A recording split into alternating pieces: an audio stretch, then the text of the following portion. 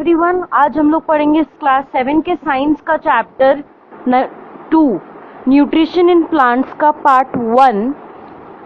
तो इस चैप्टर में हम आज एनिमल्स के बारे में पढ़ेंगे। जैसे पिछले चैप्टर में हमने प्लांट्स के बारे में पढ़ा कि वो अपना खाना खुद बनाते हैं, कैसे खाते हैं, किस किस को प्रोवाइड करते हैं, उन्हें क्या कहा जाता है जो अपना खुद खाना बनाते हैं, और जो खुद खाना नहीं बनाते उन्हें क्या कहा जाता है, उनमें कितने टाइप्स होते हैं। हमने उन सब चीज़ों के बारे में चैप्टर 1 में पढ़ा।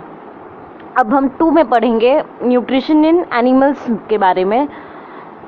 तो basically nutrition in animals are heterotrophic nutrition.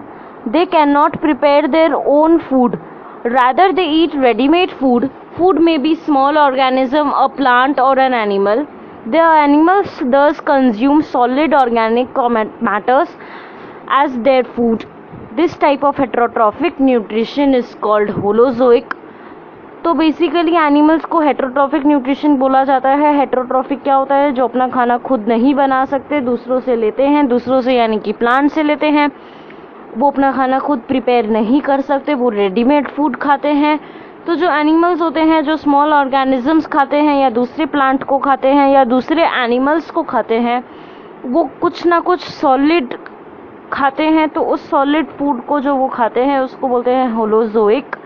और कुछ भी खाए एनिमल्स या हम लोग 5 स्टेप फॉलो करते हैं, जो होता है ingestion, digestion, absorption, assimilation, egestion. Ingestion यानी कि फूड को अपने मुंह से खाना, डाइजेशन यानी कि उसका डाइजेस्ट होना, एब्जॉर्प्शन यानी कि उसका न्यूट्रिशन, सारा न्यूट्रिएंट्स हमारे बॉडी में एब्जॉर्ब होना, एसिमिलेशन यानी कि जो वेस्ट मटेरियल है वो और जो न्यूट्रिएंट्स है उसका, उन दोनों का अलग होना, और फिर इजेशन यानी कि वेस्ट मटेरियल का हमारी बॉडी से निकल जाना। तो नोटिस करो कि ये जो 5 स्टेप है हम लोग खुद फॉलो भी करते हैं, एनिमल्स भी फॉलो करते हैं, उनके बॉडी में भी ये चीज़ होता है। Higher organisms have special organs in their bodies for each of these steps of ingestion, digestion, absorption and assimilation and egestion. यानी कि यूनिसेल्यूलर ऑर्गेनिजम्स के पास एक ही सेल होता है और वही एक सेल उनके बॉडी में ये सारा 5 स्टेप कर रहा होता है और सारा काम कर रहा होता है। लेकिन हमारे बॉडी में यानी कि मल्टी सेल्यूलर ऑर्गेनिजम्स के बॉडी में अलग अलग सेल अलग अलग तरीके का काम करता है, अलग अलग सेल को अलग अलग जॉब दी जाती है। इंजेशन क्या होता है? Ingestion is the process by which food is taken, यानी food is taken by the organism. It varies in different organism. In simple organism like amoeba, food is taken in from any place by means of false food called pseudopodium.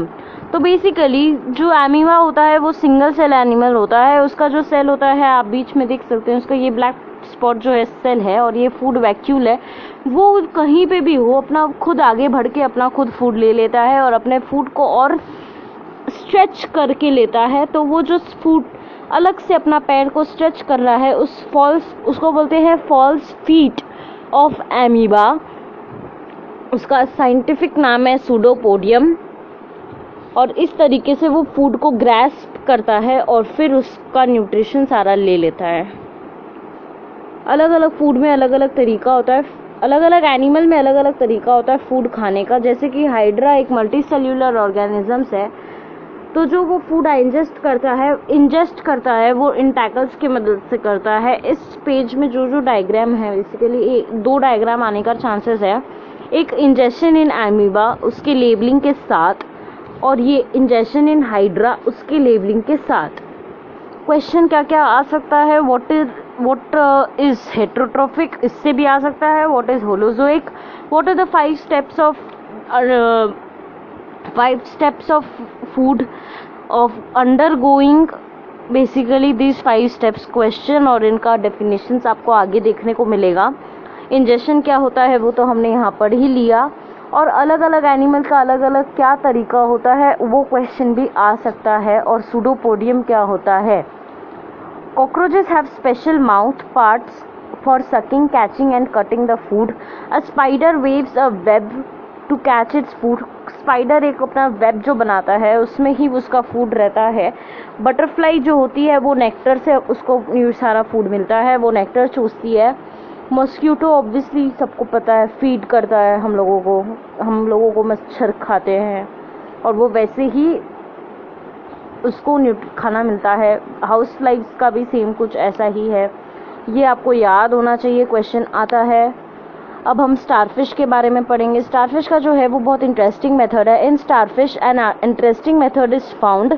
It feeds on animals like worms, snails, fish, etc. The food is captured with the help of tube feet present on the body of starfish. तो basically ये अपना stomach को निकाल के उसमें से capture कर लेता है फूड को और फिर उस अपना स्टमक को वापस से अंदर कर लेता है। तो ये आपको लर्न होना चाहिए और समझ जाओ कि ये बहुत सिंपल सा तरीका है। आप YouTube पे और दूसरे वीडियोस देखोगे उसमें आप लोगों को दिखाएगा कि स्टारफिश किस तरीके से फूड खाता है। आप एक बार देखोगे तो आपको बहुत इंटरेस्टिंग लगेगा। उसका स्टमक वो अपना ऊपर का ये वाला हिस्सा निकाल लेता है और उसमें वो फूड कैप्चर करके फिर उसको निगल लेता है। फ्रॉग का तो सबको पता है कि उसके कितने लंबे टंग होते हैं, वो टंग को निकाल के फ्लाइज, मस्क्यूटोज और दूसरे इंसेक्ट्स को खा लेता है। तो ये आप लोग को क्वेश्चन क्या क्या आ सकता है। What is holozoic, what is ingestion, what are the 5 steps followed by every organisms, then how amoeba ingest their food, what is pseudopodium, how hydra intake their food, how butterfly intake their food, how cockroaches intake their food, how starfish intake their food, how frog intake their food। तो बहुत सारे questions मैंने बताए हैं। ये questions लिखो, उसके answers लिखो। कोई डाउट हो कमेंट करो, लाइक करो, शेयर करो। डाइजेशन क्या होता है अब हम पढ़ेंगे। Digestion is the process of breaking down of complex food molecules into simpler molecules and is brought about the help of molecules called enzymes. तो डाइजेशन एक प्रोसेस है जिसमें हम लोग का जो फूड मॉलिक्यूल्स हम खाते हैं वो और छोटे सिंपलर मॉलिक्यूल्स में ब्रेक किया जाता है। एंजाइम्स उसमें हेल्प करता है। एंजाइम्स कैसे हेल्प करता है? Enzymes break down the food particles into simple molecules through chemical reactions. तो एंजाइम्स कैसे करता है? केमिकल रिएक्शन से उसको हेल्प मिलता है।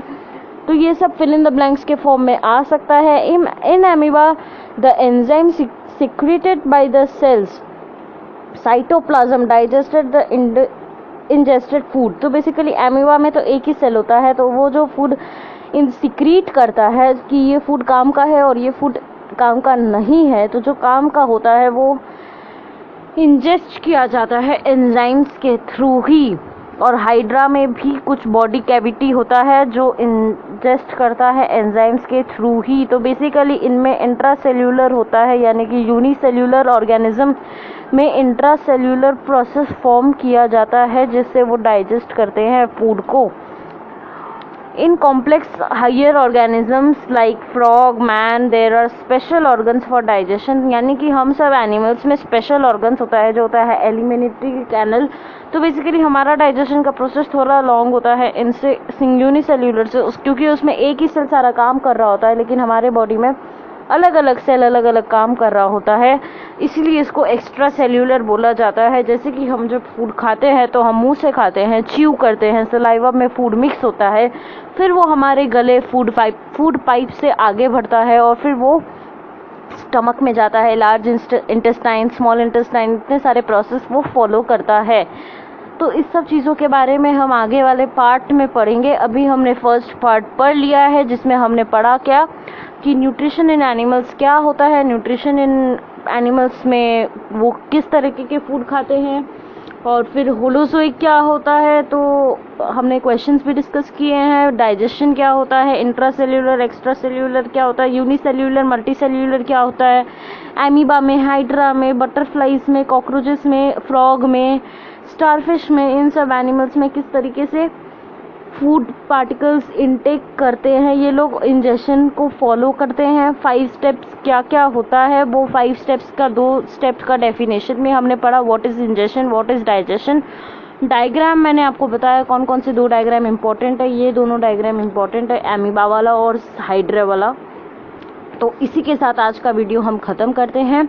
मिलते हैं अगले वीडियो में पार्ट 2 के साथ, जिसमें हम पढ़ेंगे एब्जॉर्प्शन, एसिमिलेशन और इंजेशन के बारे में, और फिर हम पढ़ेंगे डाइजेशन इन ह्यूमन बॉडी और काफ़ी कुछ पढ़ेंगे। तो इसके साथ मैं ये वीडियो ख़त्म करती हूँ। Thank you for watching this video. If you like, share, comment. If you have any kind of doubt, so comment it in below. You will get the answer as soon as possible. Thank you.